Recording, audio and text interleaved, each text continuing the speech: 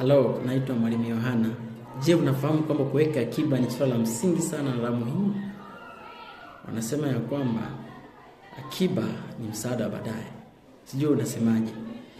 Akiba inakusaidia sana kuwa na fedha ambayo itakusaidia wakati wa dharura. Kwa maana nyingine nasema kwamba ni fedha ambayo unaiweka, ni sehemu ya fedha ambayo unaitenga kutoka kwenye kipato chako ili kusaidia mahitaji ya baadaye au dharura. Hatua ya kwanza kuweka akiba ni kuwa na malengo. Jiulize, naweka akiba kwa ajili ya nini? Nini unafuata kuweka nini? Ufanye nini baadaye? Inaweza kuwa kwa ajili ya kujenga nyumba, inaweza kuwa kwa ajili ya biashara, kununua kiwanja au dharura za maisha.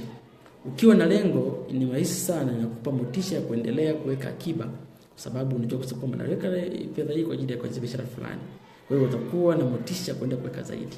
Na unapoanza kuweka akiba, anza kidogo kidogo.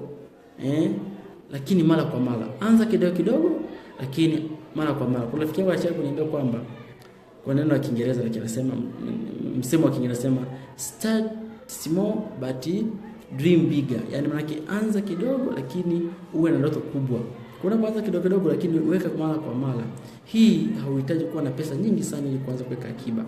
Mfano, unapata kipato, unaweza kuanza kutenga hata 10% ya kipato chako kila mwezi au kila wiki. Kwa hiyo kama unapata 500 weka shilingi 50.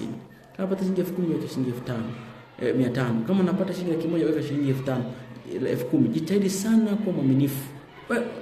Weka kidogo kidogo lakini mara kwa mara. Lakini pia tenga akiba kabla ya matumizi mengine. Tenga akiba kabla ya matumizi mengine. Badala ya kutumia pesa zote halafu uone kinachobaki, weka akiba kwanza halafu panga matumizi mengine. Kwa maana nyingine tumejifunza kwamba kipato ili upate akiba ni sasa uchukue kipato toa matumizi. Lakini sasa nakwambia hapa, ili upate sasa akiba, anza kwanza ili upate matumizi ya jumla, anza kwanza kutoa akiba, alafu ndo anza matumizi yafuate. Epuka kutumia akiba kwa mambo yasiyo ya dharura. Akiba inalinda maisha yako na ya baadaye. Hivyo tumia tu pale unapohitajika, uwe na halisia na ukweli. Lakini pia chagua sehemu salama ya kuweka akiba. Unaweza kuweka akiba benki, vikundi vya kuweka au kukopa. Siku hizi kuna vikundi vya mikopo unaweza kununua na kuweka hisa kule, kununua hisa na pesa yako kwa salama, au mfumo rasmi ya kifedha. Hii inalinda pesa yako na kuifanya ikue. Kwa wakati mwingine akaamua kuweka akiba yake kwenye hati fungani kwa wale wanaozunguka kwenye serikali. Kwa hiyo serikali huwa ina tabia kukopa fedha kwa wananchi wake.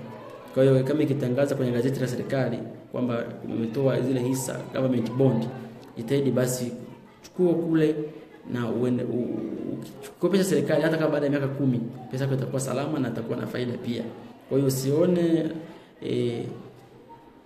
ngumu kukopesha serikali, kwa sababu serikali ni uzalendo pia, lakini pia ni sehemu ya kuweka akiba kwa muda mrefu.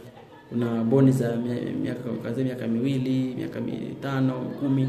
Kwa hiyo ukikopesha pesa serikali inakuwa na security zaidi na usalama zaidi. Lakini kwa kuhitimisha niseme kwamba akiba ni tabia ya kifedha. Yaani ukiweka akiba ni tabia ya kifedha. Anza kidogo, weka mara kwa mara na zingatia malengo yako. Kwamba malengo yangu mimi nataka nifikie milioni 10. Je, nitatumia muda gani kuweka hiyo milioni 10? Na usiweke pesa ambayo itakutamanisha kuitoa mapema. Weka fedha ambayo itakuwa ni ya kumotisha wewe kuendelea kuweka zaidi ili ufikie lengo lako. Lakini akiba ya leo ni usalama wako ya kesho. Mimi nimeanza kuweka akiba. Wewe je? Nakushukuru sana kwa kunifuatilia. Naitwa Mwalimu Yohana Mashine.